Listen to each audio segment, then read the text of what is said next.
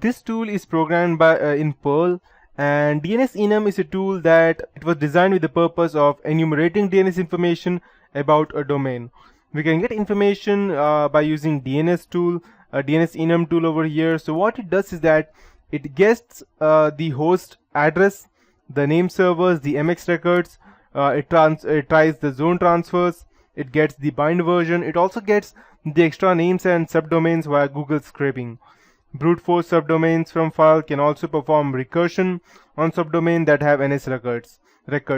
And it can also go ahead and perform reverse lookups on net ranges, and it can also go ahead and write down domain IPs into a text file naming such as IP block or something.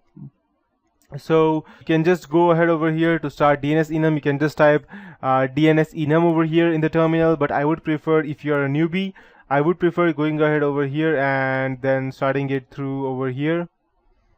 Perfect. The reason being I'm telling you that is because, and you should read all of these things because it will give you quite a better idea as to what each of these tags does and how they work exactly. So it's not quite that hard as well.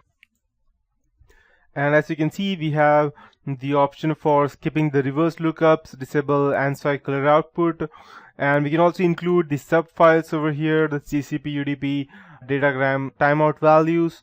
So in short, we have almost everything. We also have the whois command over here, which I can go ahead and combine, and I have multiple lookups.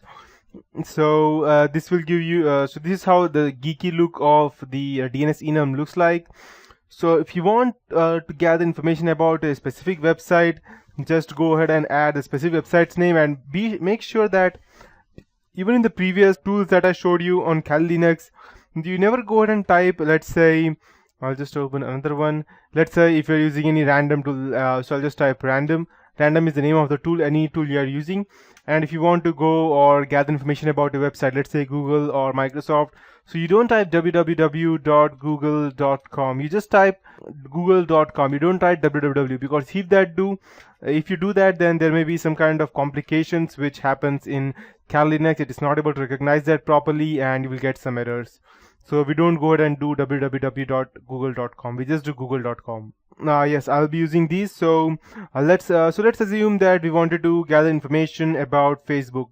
So extra names and subdomains can also be found out via Google scraping, and most of the time this is not working with all domains, but it does work sometimes. So let's go ahead and first gather information using DNSenum, and we'll type facebook.com.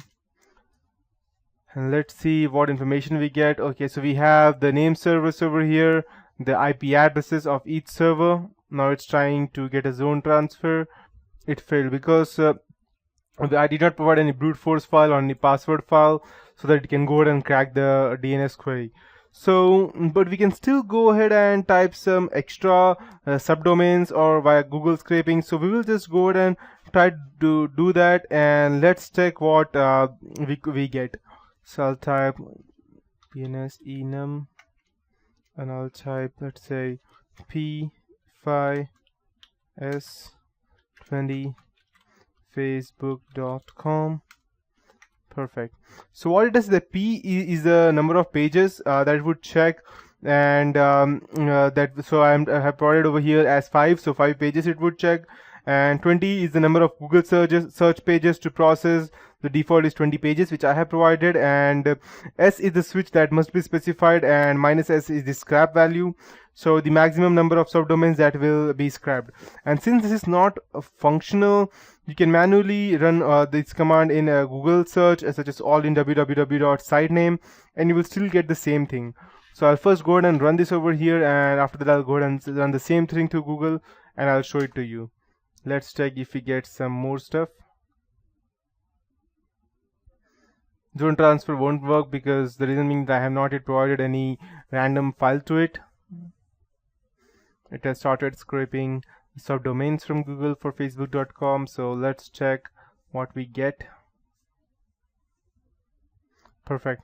So it is scraped, but it did not get anything because Google is most probably blocking the queries.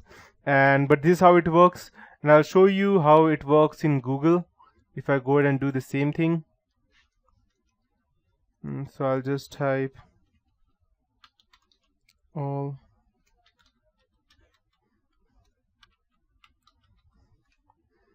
Perfect. Let's see what we get. Perfect. So we have all these subdomains for Facebook and who all are using them. So you can see that we have it for www.facebook.com, and these are all the subdomains for these different people who have been using them. So you can go ahead and gather this information, and I'll finally show you how we can go ahead and brute force. So just in case this tool is not working, you can go ahead and gather information over there, and then you can go ahead and come back over here to brute force these things. So brute force subdomains open terminal, and it can go ahead and I'll just show it to you. So I'll just type DNSenum -f DNS.txt. Over here, DNS.txt would be your text file which contains n number of passwords, and you need to save it over here in the home. And I'll just go ahead and add it. Let me check if I can go ahead and okay. Perfect. So I don't think that I can go ahead and show. Okay, never mind. So DNS-F. So F is the file name that it provides. It supports, and it will read the subdomains from this file to perform the brute force. So what you could do, you could go ahead and create a DNSP.txt file, have all the subdomains in the F, and you can go ahead and brute force to check which subdomains it has. And you can go ahead and type facebook.com. It won't work over here because I have not yet specified anything inside the DNS.txt file. If it had, then it would have checked all these things for the subdomains, and then it would have given me out the proper answer. So that would be it for this tutorial. In the next tutorial, I'll be teaching you more about the different tools that we can see over here. Let me just getting more information about DNS Dict, DNS Map, Recon, and all these stuff. So, yep.